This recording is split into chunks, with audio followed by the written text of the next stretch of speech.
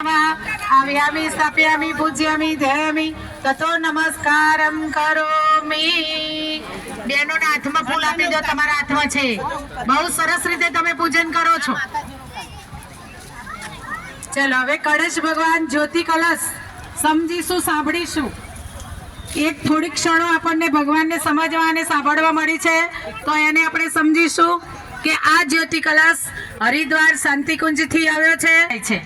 આ તો 1926 માં પ્રગટાવેલી જ્યોત આવતા 2026 માં એને 100 વર્ષ પૂરા થાય છે અને સારા વિશ્વની અંદર આજે આ જ્યોતિરથ પરિભ્રમણ કરી રહ્યો છે। કેમ?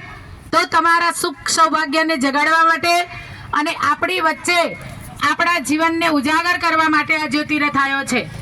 આ વિશ્વને બચાવવા માટે 24 વખત ગાયત્રી મંત્ર કરીશું। કેમ? તો ગાયત્રી મંત્ર સદબુદ્ધિનો મંત્ર છે।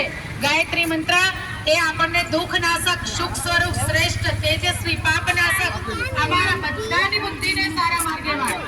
એકની સાધના કરવાથી, એકનું કલ્યાણ કરવાથી વિશ્વને નહીં બચાવી શકીએ।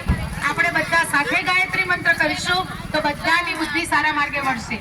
અને એટલા જ માટે પરમ પૂજ્ય ગુરુદેવે આ સમાચાર તમારી માટે મોકલાયા છે કે બેટા રોજે ગાયત્રી મંત્ર બોલજો 24 વખત। રોજ